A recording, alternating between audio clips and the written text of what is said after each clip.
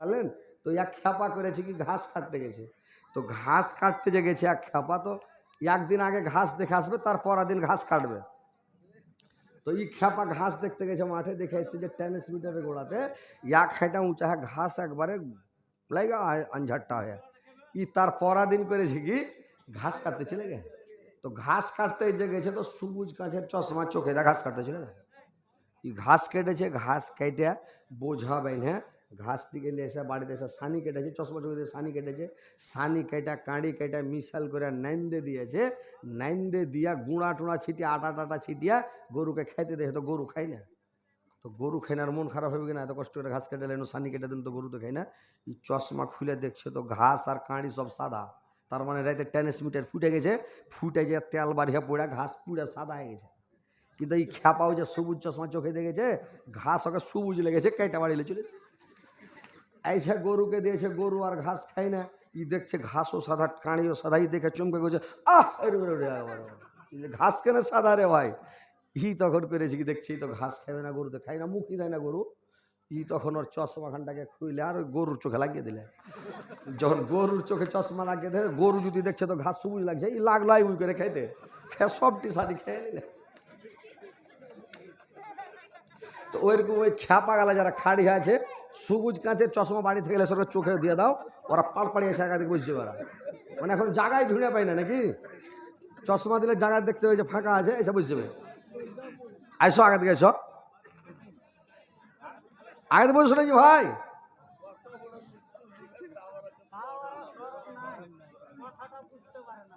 আগা দিকে বসছো, আগা দিকে বসছো।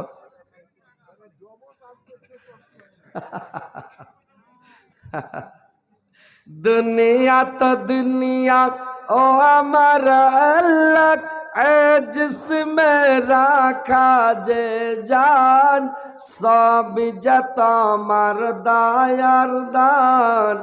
दुनिया तो दुनिया मुसा नबी के ना देख दिया বানিয়েছ তুমি কালিমুল্লাহ। ইসমাইল নবী জবাই না হইয়া গেল জবিহুল্লাহ। দুনিয়া তা দুনিয়া পাখির কলরব ঝরনার পানি, ফলে ফুলে ভরা বাগান, সবই যে তোমার দয়ার দান। দুনিয়া তো দুনিয়া, দুনিয়া তো দুনিয়া ও আমার আল্লাহ जिसमें रखा जे जान, सभी जे তোমার দয়ার দান। দুনিয়া তো দুনিয়া, दुनिया तो दुनिया ओ हमारा अल्लाह जिसमें रखा जे जान, सब जे তোমার দয়ার দান। दुनिया तो दुनिया। তো ভাই কথা হচ্ছে যে নবীর চরিত্র কেমন, নবীর ব্যবহার কেমন, যে নবীর ব্যবহার দেখে দেখে সব মুসলমান হয়েছে ভাই। আল্লাহর নবী একদিন সাফা মারওয়ার পাশ দিয়ে আল্লাহর নবী হেঁটে কোথায় চলে যাচ্ছেন, আল্লাহর নবী রাস্তা দিয়ে চলে যাচ্ছেন রে ভাই। তো আল্লাহর নবী যখন হেঁটে চলে যাচ্ছেন, ওই মাঠের মধ্যে একটা রাখাল বকরি দুম্বা ভেড়া উঠ চড়াচ্ছে। ওই রাখালটা সারা সৌদি আর মানে সৌদিয়ার মধ্যে এক নম্বর পাহুলমান, এত শক্তিশালী, এত শক্তি পাহুলমানের, যে ওই পাহুলমানটার মতন শক্তি সৌদিয়ার মাটিতে আর কোনো লোকের নাই, এত শক্তিশালী লোক পাহুলমান। ওই পাহুলমানটা আল্লাহর নবীকে ডাকছে, মোহাম্মদ এটা শুনো। আল্লাহর নবী গেলেন, ও পাহুলমান বলছে নাকি শুনলাম নাকি আপনি বলেন নবী দাবি করছেন যে আমি নবী। আপনি যদি সত্যিকারের নবী হন, তো সত্যিকারের নবী হলে আমার সাথে লড়তে হবে, কুস্তি মারামারি করতে হবে, লড়ালড়ি করতে হবে। যদি আমাকে লড়ে পেরেলেন তো জানবো আপনি সত্যিকারের নবী, আর যদি আমাকে লড়ে না পারেন তো জানবো আপনি ফলেস নবী। ফলেস নবী দাবি করছেন, আপনি অরিজিনালের নবী নন। এই কথা যখন বলা রে ভাই, এবার আল্লাহর নবীর সাথে ওই পাহুলমান লড়বে। পাহুলমানটার নাম হচ্ছে রোকান। রোকান এত শক্তিশালী রোকান। আল্লাহর নবীকে বলছে কি লড়বে?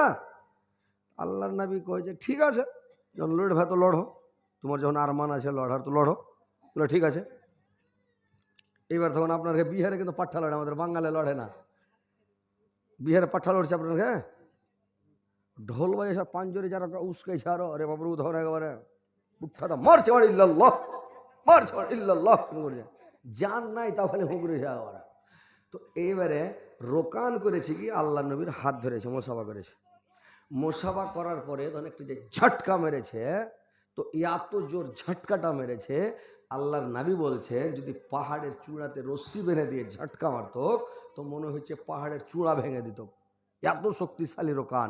কিন্তু এত জোর ঝটকা মারার পরেও আমার মাথার একটা চুল পর্যন্ত হিলাইতে পারেনি। জোরসে বলেন সোয়া, একটা চুলও হিলাতে পারেনি। এবার রোকান করেছি কি, আল্লাহ নবীকে বুক পাড়াতে ধরলেছে। লড়তে লড়তে যেমন আল্লাহর নবীকে বুক পাড়া দিয়ে ধরে নেওয়া, আল্লাহর নবী ওকে ধরে মাথার উপরে উঠিয়া আর নেড়ের ভরে গাদম করে দিয়েছে, ফেলে মাটিতে পড়ে চোখ মুখে বড় বড় করে বেহুশ, গোড়াল ভাঙতে বেহুশ হয়ে গেছে। আল্লাহর নবী দেখছে গেল, ই রোকান তো মরলো। আল্লাহর নবী করেছে কি, চোখ মুখে এ গামছা দিয়ে বাতাস করছে, গেল। ই তখন খানিক পরে খেপার হুঁশ হয়েছে, যখন বাতাস করেছে একটু পরে হুঁশ যখন এসেছে, হুঁশ যখন এসেছে তখন হেলে হেলে চোখ মেল করে দেখছে তো বাতাস করছে। ওগাম বাতাস করছে, তার মানে এত সুন্দর নবী, এত ভালো নবী রে। আমাদের মতন আপনাদের মতন লোক হইলে ওকে আরো দুই একা ছাড় দেওয়ার পুঠার করে ভ্যাকা ভাগ দুটা লাভ দেওয়া হবে, ঠিক করে দেওয়া হয়তো, হয়তো কিনা যে খালি লড়বি কত, তুই লড়ার মতন মাস্তান তো দিত তোকে, দু চার বাড়ি দি তোমার পুটকি খেনে একদম দু চার লাখ। কিন্তু আল্লাহর নবী করেছে কি, ওকে এক আছাড় দিয়ে বেহুশ করে দিয়ে তখন বাতাস করছে হবে। লোকটা পড়া পড়া বলছে নবী গো, আপনি সত্যিকারের নবী, আপনি অরিজিনালের নবী, আপনি আমাকে কলমা পড়িয়ালেন, আপনি আমাকে মুসলমান বানিয়েলেন নবী গো, আপনি সত্যিকারের নবী। এরকম মানুষ আর দুনিয়াতে দেখিনি যে আপনি আমাকে লড়া ফেলেতে ফের আপনি বাতাস করছেন, এরকম মানুষ হবে জি ভাই। এইবার যাবর তার গবারে কলমা পড়ে সঙ্গে সঙ্গে রোকান মুসলমান হয়ে গেল রে ভাই। এরাই হচ্ছেন নবী। দেখেন নবীর চরিত্র, নবীর ব্যবহার কেমন। আমাদের নবী ছিলেন কত সুন্দর নবী ছিলেন, নবীর ব্যবহার কত সুন্দর ছিল যে ভাই আমার বন্ধুরা, আমার নবীর চরিত্র দেখে সবাই মুসলমান হয়ে গেল। একদিনের ঘটনা, আল্লাহর নবী করেছেন কি, আল্লাহর নবীর বাড়িতে 3 দিন থেকে দানা নাই, আল্লাহর রাসূল 3 দিন থেকে কিছু খায়নি রে ভাই। আল্লাহর নবী যখন রুকু থেকে উঠতেন, নামাজ পড়ে যখন সামি আল্লাহু লিমান হামিদা বলে দাঁড়াতেন, আল্লাহর নবী শটাং হয়ে দাঁড়াতে পারে না, মানজাতি ব্যাগ ধরে দিয়েছে। তার মানে 3 দিন থেকে পেটে দানা যায়নি, 3 দিন থেকে আমার রাসূল কিছু খায় নাই। আল্লাহর নবী ভাবলেন মানজাই ব্যাগ ধরে নিয়েছি, কি করা যায়। আল্লাহর নবী 3টা পাথরকে 3 সাইডে দিলেন, কাপড় দিয়ে টাইট করে বাইনা মাঞ্জাটাকে শটাং করলেন যেন মাঞ্জা না ভাঙে। 3 দিন থেকে না খেলে লোকটার মাঞ্জা ব্যাগ ধরবে না ভাই, বলুন তো। এই যে কাল রোজা, কালকে রাত্রে তারাবি পড়তে হবে, আবার রাত্রে সেহরি খেতে হবে, ভোর রাতে এতটি করে ভাত খাইয়াও, জোহরের পরে দেখবেন যে মানুষ লেটার পেটার করছে, হাঁটতে পারে না, মসজিদে পড়ে লেটপেট করছে। আসরের পরে নামাজ পড়া আইসা মানুষ কি করবে না করবে, একটু ঘোরাফেরা বাজার টাজার করবে, ফের ইফতারি করে, ইফতারি সবাই পুরা করে খাচ্ছে, তবু লোকটা লেথেড়ে যাচ্ছে। আর লোকটার বাড়িতে 3 দিন থেকে চুলা জ্বলেনি, আল্লাহর নবীর বাড়িতে 3 দিন থেকে খাবার নাই, দানা পানি নাই। আল্লাহর নবীর মানজাতে ব্যাগ ধরবে কিনা বলুন তো? আল্লাহর নবীর যখন পেটে দানা নাই, আল্লাহর নবী 1 পা 2 পা করে হাঁটতে হাঁটতে চলে গেলেন ফাতেমার বাড়ি। চলে গেলেন, ক্ষুধায় কাতর নবী আমার গেলেন ফাতেমার কাছে। বলো গো মা তোমার কাছে কিছু খাবার আছে? বলো গো মা তোমার কাছে কিছু খাবার আছে? নাইকো ঘরে খাবার আপাক নয়ন ভরা জল, কান্দা কান্দা সাল্লে আলা সবাই তোরা বল। আল্লাহর নবী গেলেন, যে ফাতেমার বাড়িতে গেলেন, যদি 1 মুঠ খেতে পাওয়া যায়, যদি দেয়। ফাতেমাকে বলল, মা তোমার বাড়িতে কিছু খাবার আছে? আল্লাহর রাসূলকে বললেন, ফাতেমা আব্বা আজকে 3 দিন থেকে আমার বাড়িতে চুলা জ্বলেনি যে আব্বা, আজকে 3 দিন থেকে আমার বাড়িতে চুলা জ্বলে না, 1 মুঠ দানা নেই যে আমার ছেলে পিলার মুখে একটুকু দানা দিই। দেখেন আমার হাসান আমার হুসেন খেতে চায়, খেতে চেয়ে মাটিতে পড়ে পড়ে কেঁদে কেঁদে ঘুমিয়ে গেছে আব্বা। আল্লাহর নবী সেখান থেকে চলে গেলেন এক ইহুদির বাড়ি। ইহুদির বাড়িতে গিয়ে মজুরি করতে লাগলেন, উঠকে পানি তুলা তুলা উঠকে খাওয়াতে লাগলেন, কিছু পয়সা পাবে। কিছু পয়সার বিনিময়ে যখন পানি তুলতে লাগলেন, এবার চলে গেলেন মজুরি করতে গেলেন নাবিক এক ইহুদির বাড়িতে। ইহুদিরা পানি তুলে উঠকে খাওয়াতে, বালটি রশি ছিঁড়া গেল কুয়ারি মাঝেতে। ইহুদিরা রেগে উঠে নবীজির পরে, গায়ের জোরে মারলে থাপ্পড় নবীজির গালেতে। 5টি আগুলির দাগ বসিল নবীজির গালেতে। ইহুদি যখন তামাচাটা মেরেছে আল্লাহর নবীর গালে, ইহুদির হাতে লোহার আংটি ছিল রে ভাই, আংটিটা এখানে লেগে চামড়াটা কেটে গেল, তরতর করে রক্ত বইতে লাগলো। আর রক্ত বইতে বইতে দাড়ি ভিজা আল্লাহর নবীর দাড়ি দিয়ে টপ টপ করে রক্ত বইছে, রক্তাক্ত হয়ে গেল। যখন রক্ত বইতে লেগেছে, আল্লাহর নবী তখন কি করলেন? ইহুদির হাত খান ধরে লড়তে লেগেছে, ভাই তোমার হাতে কত লাগছে? তোমার হাতে কত ব্যথা? তুমি কত ব্যথা পেয়েছো ভাই? কত লেগেছে তোমার হাতে? আমি আজকে 3 দিন থেকে কিছু খাইনি রে ভাই। যদি আমি 3 দিন থেকে কিছু খেয়ে থাকতাম, পেটে দানা থাকতো, আমার চামটা তাজা হয়ে থাকতো, মাংস তাজা হয়ে থাকতো। তামাচাটা মেরেছিল, তোমার হাতে লাগতো না, হাড্ডিতে লাগতো না, চামটাও কাটতো না। কিন্তু 3 দিন থেকে পেটে দানা নাই বলে আজকে চামটা কেটে গেল, রক্ত বেরিয়ে গেল। ভাই তোমার হাতটা লেড়ে দি। যখন হাত লাড়তে লেগেছে, তো যখন হাতটা লাড়তে লেগেছে, লোকটা তখন কি করেছে? ইহুদি শর্মিন্দা হয়ে গেল। আমি ওকে মারলাম আর আমার হাত লেড়ে দিছে। লোকটা করেছে কি? ইহুদি শর্মিন্দা হয়া সঙ্গে সঙ্গে কলমা পড়ে নিল রে ভাই।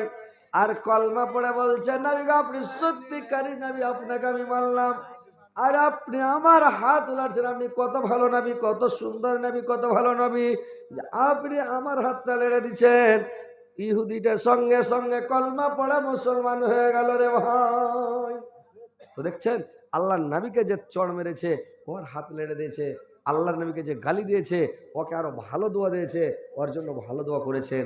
তো ভাই এই হচ্ছে নবীর আখলাক, নবীর চরিত্র, নবীর ব্যবহার। তো আমরা যেন নবীর চরিত্রের মতন যাতে আমাদের চরিত্র হয়, নবীর ব্যবহারের মতন যাতে আমাদের ব্যবহার হয়। আমরা যেন নবীর অনুকরণ করে অনুসরণ করে চলতে পারি। তো ভাই কথা হচ্ছে এটা আপনাদের জালসাটা মাদ্রাসার উন্নতি কল্পে নাকি এই মসজিদের উন্নতি কল্পে জালসা, মসজিদের কাজ কাম মেলায় বাকি দেখতে পাচ্ছি।